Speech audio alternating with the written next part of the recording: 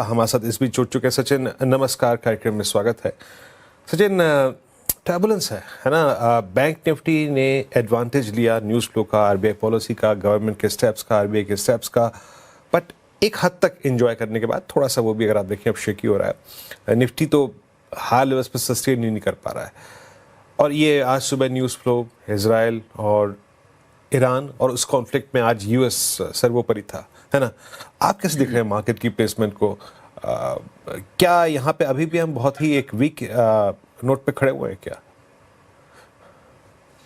नहीं, मुझे लगता है कि जैसे आप अभी बता रहे थे, जो ऑयल प्राइस है और पर्टिकुलरली ब्रेंट का जो प्राइस है, जो काफी टाइम के बाद अभी $90 या सब $90 में आया है, तो मुझे लगता है कि ये एक्चुअली बहुत ही पॉजिटिव थिंग है। बिकॉज आज लास्ट 3 महीने से हमारे इधर जो एक एनर्जी क्राइसिस हुई, उसके कारण जो अपने करेंसी पे भी इम्पैक्ट आया, और उसके कारण फिर हमेशा एक विशियस साइकिल में जाके एफपीआई सेलिंग भी आता है, या जो भी एक नेगेटिव सेंटिमेंट क्रिएट होता है। तो अगर ये ऑयल प्राइसेस जो है वो अगर सस्टेनेबली $80-85 की रेंज में आ जाते हैं जो प्री वॉर थे, तो I think it's a very very big positive. तो एक बड़ा जो नेगेटिव अपने इकोनॉमी के लिए एक बड़ा हैंगिंग स्वॉर्ड था, वो अच्छी तरह से ठीक हो जाएगा, मुझे ऐसा लगता है। So I think actually it's a very good positive development that we are seeing at least in the oil markets for India. Sachin ji, good afternoon. Shreya बात कर रही हूँ। तो ये जो कदम लिए गए हैं आरबीआई की तरफ से, सरकार की तरफ से, इसका सीधा असर क्या बैंक्स पर कैसे देखते हैं आप? कल परसों हमने अच्छी तेजी दिखी थी बैंक्स में, लेकिन आज थोड़ा फिर से बैकफुट पर है। पीएसयू बैंक्स, प्राइवेट बैंक्स पर क्या आउटलुक अभी फिलहाल? मुझे लगता है कि ओवरऑल बैंकिंग सेक्टर के वैल्यूएशंस बहुत रीजनेबल हो गए हैं। प्लस वहां पे अगर आप रिजल्ट्स देखेंगे तो सबके अच्छे रिजल्ट्स आए हैं। असेट क्वालिटी वहां पे बहुत ही स्ट्रांग है। शायद बहुत सालों के बाद इतना अच्छा असेट क्वालिटी हम लोग देख रहे हैं। और मोर इम्पोर्टेंटली, अगर आप कोई भी बैंकर्स से बात करें तो वहां पे बहुत ही कॉशियस हिसाब से वो लोग अभी अपना लेंडिंग कर रहे हैं। तो असेट क्वालिटी इस तरह से अच्छी रहेगी, वो हमें पूरी कॉन्फिडेंस है। और पर्टिकुलरली जो प्राइवेट सेक्टर बैंकिंग लीडर्स है, वहां पे लास्ट 3-4 महीने में एफआईआईज की काफी सेलिंग हुई है। उसके कारण जो स्टॉक प्राइसेस है वो काफी डिप्रेस हो गए। तो ये एक्चुअली लॉन्ग टर्म इन्वेस्टर्स के लिए एक बहुत बढ़िया अपॉर्चुनिटी हो रही है, क्योंकि आपको जो वैल्यूएशंस में आज की तारीख में प्राइवेट सेक्टर बैंकिंग स्टॉक्स मिल रहे हैं, वो बहुत ही रीजनेबल वैल्यूएशंस है। तो यहाँ से और 15-20% का ग्रोथ, अर्निंग्स ग्रोथ लगता है नेक्स्ट 2-3-4 साल के लिए at least. So from that perspective I think it's a great risk reward opportunity at this point in time. Okay, अच्छा। बाजार ने इसमें भी, बाजार की हर, अगर आप देखें, प्राइस मूवमेंट का एक कहीं ना कहीं मीनिंग होता है सचिन, और लॉजिक होता है। आप देखिए ना, पिछले 5-7 दिन में हॉस्पिटल स्टॉक्स ने क्या परफॉर्मेंस दी है, क्या शानदार मूव दिया है, with some pharma candidates as well, like Laurus को देखिए, आप मैनकाइंड को देखिए, अच्छा मूव दिया यहाँ पर। आप कहाँ पे हेल्थ केयर में या फिर फार्मा में शिफ्ट हुए हैं इस वक्त? हमें ओवरऑल हेल्थ केयर स्पेस अच्छा लगता है। उसमें पर्टिकुलरली अगर फार्मास्यूटिकल्स देखे, तो हम लोग कम से कम 4 या 5 साल से सिग्निफिकेंटली ओवरवेट है, और हमें अभी भी उसमें काफी अच्छा एक बड़ा सेक्युलर मेगा ट्रेंड दिखता है। वो है CDMO space, contract research and the CRAM space, the contract research and manufacturing space जो है, ये कंपनीज जो आउटसोर्सिंग करती, मतलब जो ग्लोबल मेजर्स के लिए जो कंपनीज इंडिया में, उनके लिए कॉन्ट्रैक्ट रिसर्च भी करती है, कॉन्ट्रैक्ट मैन्युफैक्चरिंग भी करती है, डेवलपमेंट भी करती है। ये जो सारे बिजनेसेस है, यहाँ पे एक बहुत बड़ा मार्केट शेयर गेन हो रहा है, चाइना +1, यूरोप +1, क्योंकि इंडिया में जो केमिस्ट्री स्किल है वो पूरा कैपिटलाइज होता है। अपनी जो एफिशिएंसीज है, we become one of the lowest cost producers. And also in terms of intellectual property right, जो आईपीआर होते हैं, वो भी हम लोग बहुत अच्छी तरह से रिस्पेक्ट करते हैं for the global measures, because ये सब पेटेंटेड प्रोडक्ट्स के यहाँ पे रिसर्च फेज 1, फेज 2, फेज 3 और फिर कमर्शियल प्रोडक्शन आता है। तो ये एक बहुत बड़ा सेगमेंट है, और ये लास्ट 4-5 साल से अच्छा किया है, और हमें लगता है कि और अच्छा करने वाला है। ठीक है, हेल्थ केयर और फार्मा स्पेस पर आप काफ़ी पॉजिटिव हैं। सचिन जी, एफएमसीजी पैक पर हाल फिलहाल में आपका व्यू बदला है क्या? जिस कदर आज की रैली है ये क्या कह रही है और आउटलुक यहाँ पर? सी एफएमसीजी स्टॉक्स में एक बहुत बड़ी पॉजिटिव ये है कि रूरल इंडिया में एक बहुत अच्छी डिमांड आ रही है। करीब करीब 2 या 3 साल के बाद हम देख रहे हैं कि रूरल में ग्राउंड लेवल पे consumer demand, sentiment, overall volume growth, आप जो भी बोले, बहुत अच्छा अपटिक है। तो एफएमसीजी मेजर्स को उससे काफी बेनिफिट होता है, क्योंकि अगर आप देखते हैं तो बहुत टाइम के बाद, ऑलमोस्ट 2 साल के बाद मैं देख रहा हूँ कि रूरल में जो उनका वेज ग्रोथ है, real veg growth after inflation also has come from negative positive almost after 2 years, and now it is in double digit. So it's a very strong indication the kind of the purchasing power that is coming to the rural India. और ये आपको auto volumes में भी दिखता है। तो that is why मुझे लगता है कि एफएमसीजी का ये सबसे बड़ा पॉजिटिव है for this years there volume growth. आप लोग मेटल्स पे क्या कर रहे हैं सचिन? क्योंकि मेटल्स में पिछले 3-4 दिन से सीरियस अनवाइंडिंग है, considering dollar index, considering US yield spike. Metals पे क्या टेक है? क्योंकि metals up till now, I mean, अगर आप मई तक भी देखें तो बहुत फर्म था। एक इंडेक्स जो कि अब 6 साल से अपनी रैली को कंटिन्यू कर रहा है, हर 5-7-10% के डिप पे लोगों ने पैसा बनाया है। आपका टेक मेटल्स पे इस वक्त?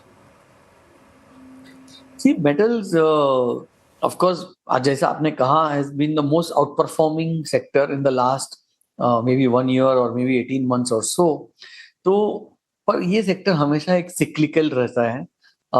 यहाँ पे ग्लोबल जो प्राइजेस है, because all commodity prices particularly in metals is all globally determined prices, और यहाँ पे चाइना एक बहुत बड़ा रोल प्ले करता है यहाँ के इनका प्रोडक्शन और इनके प्राइजेस को सेट करने में ग्लोबल लेवल पे, एंड उसका ही इम्पैक्ट इंडिया में भी आता है और इंडियन मैन्युफैक्चरर्स पे भी आता है। तो ये हमेशा एक सिक्लिकलिटी ये सेक्टर में रहती है। इसीलिए हमारा तो हमेशा यही कहना है कि जो भी इन्वेस्टर्स मेटल्स में इन्वेस्ट करें उनको ये बहुत ही कॉशियसली और ये अंडरस्टैंडिंग क्लियरली होनी चाहिए कि this is very deep cyclical होता है ये space. Sachin ji, quick commerce space को लेकर आपका व्यू क्या है? इटर्नल, स्विगी काफी करेक्ट हो चुके हैं अपने हाई से। स्विगी तो खैर 600 तक गया था, और जेप्टो का आईपीओ भी आने वाला है, तो ऐसे में क्विक कॉमर्स को कैसे ट्रीट कर रहे हैं? सी ओवरऑल क्विक कॉमर्स स्पेस हमें लगता है कि बहुत ही पॉजिटिव है, क्योंकि यहाँ पे क्या है कि कंज्यूमर ने इसको पूरी तरह से सिर्फ एक्सेप्ट नहीं किया, लेकिन पूरी तरह से इसको एम्ब्रेस कर लिया है। आज हर एक आदमी क्विक कॉमर्स के थ्रू ऑर्डर करता है। मतलब अगर आप देखें तो जो लास्ट क्वार्टर के ब्लिंकिट के रिजल्ट्स आए थे, तो उन्होंने एक साल में करीब करीब 100 करोड़ डिलीवरीज की है एक ही साल में, एंड वो ग्रो हो रहा है 30-40% से, क्योंकि उन्होंने जो कन्वीनियंस दिया है कस्टमर को, और जो उनको एक एसक्यूज होता है, जो उनको वैरायटी भी मिलती है उनके सॉर्टिंग में। तो एक बहुत ही बड़ा पॉजिटिव मेगा ट्रेंड है ये। This is a completely new age consumption trend, और हमें लगता है कि ये चलता ही रहेगा। और सम ऑफ दिस कंपनीज इन्होंने तो अभी प्रॉफिटेबिलिटी भी अच्छी तरह से दिखाने की शुरू कर ली है। सो मुझे लगता है कि ये मॉडल बहुत ही, but yes, at the same time ये मॉडल बहुत एग्जीक्यूशन में ये मॉडल के लिए बहुत ही रिगर लगता है। In this model execution is very very challenging, and it is also very critical. So only few companies who will be able to execute it right will be able to make profit. अच्छा सचिन जी, एक बात बताइए, जब भी हम auto की बात करते थे आपके जहन में M&M आता था, Bajaj auto, hero MotoCorp, Eicher, TVS. मैं 2 रोज़ पहले फारा से बात कर रहा था, है ना, उनके जो मंथली सेल्स फिगर्स होते हैं उनके पे चर्चा हो रही थी मेरी प्रेसिडेंट साहब से। उन्होंने कहा कि इस बार के नंबर्स में एक चीज़ नज़र आई कि वेदर इट्स टू व्हीलर और passenger vehicle segment, a shift towards EV, it's quite encouraging. बहुत अच्छा लग रहा है उसको देख के। तो आप मारुति को देखिए, उन्होंने एक फ्लेक्स फ्यूल वाली गाड़ी लॉन्च करी है ना, वैगनआर। थोड़ा टेक्निकली प्ले करना चाहिए क्या ऑटो को भी, आई मीन इस ऑयल शॉक के बाद? मैंने जैसे आपको बताया कि ओवरऑल अगर आप देखें ना, तो ऑटो नंबर्स में भी एक बड़ा अपटिक आया है रूरल में से। रूरल में ऑटो नंबर्स का growth is faster than the urban growth, और two wheelers, passenger vehicles, tractors, commercial vehicles, सारे कैटेगरीज में। सो ओवरऑल कंजम्पशन ये साल अच्छा रहने वाला है। Second, another very big trend जो ऑटो में है वो प्रीमियमाइजेशन थीम है। तो जैसे आपने बताया कि टू व्हीलर से पैसेंजर व्हीकल, वो एक प्रीमियमाइजेशन थीम हो गया। और विद इन टू व्हीलर भी अगर आप देखते हैं तो हायर सीसी बाइक्स में ज्यादा ग्रोथ है, प्रीमियम बाइक्स में ज्यादा ग्रोथ है compare to the 100 CC kind of a segment.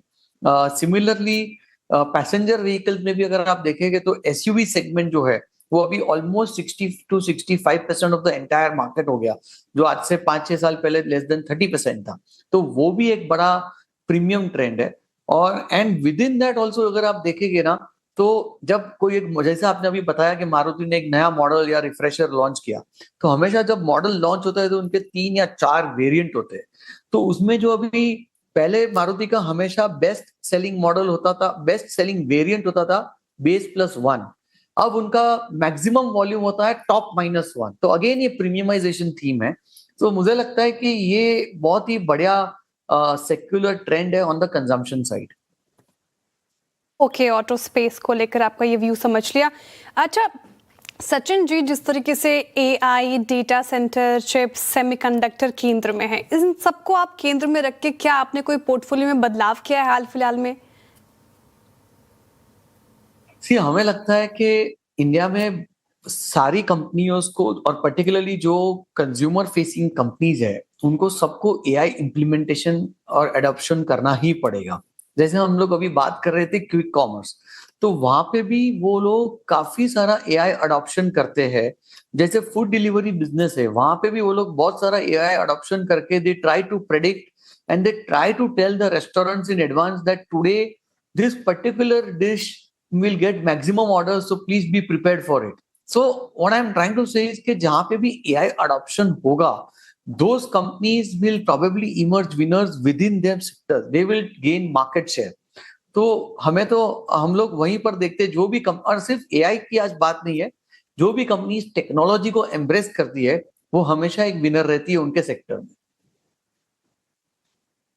मैं एक बात और आपसे पूछना चाहूँगा सचिन जी, क्योंकि गोल्ड सिल्वर प्राइसेस काफ़ी नीचे आए हैं और स्पेशली गोल्ड की बात करें तो मुथूट मन्नापुरम जैसी गोल्ड फाइनेंस कंपनियों में लोगों ने पैसा काफ़ी बनाया है और CY25 CY24 अच्छा पैसा बना के दिया। अभी आपका टेक क्या होगा इस पे, क्योंकि अब टेक्निकली थोड़ा सा वीक पड़ रहा है। It's time to get out in these NBFCs gold finance में।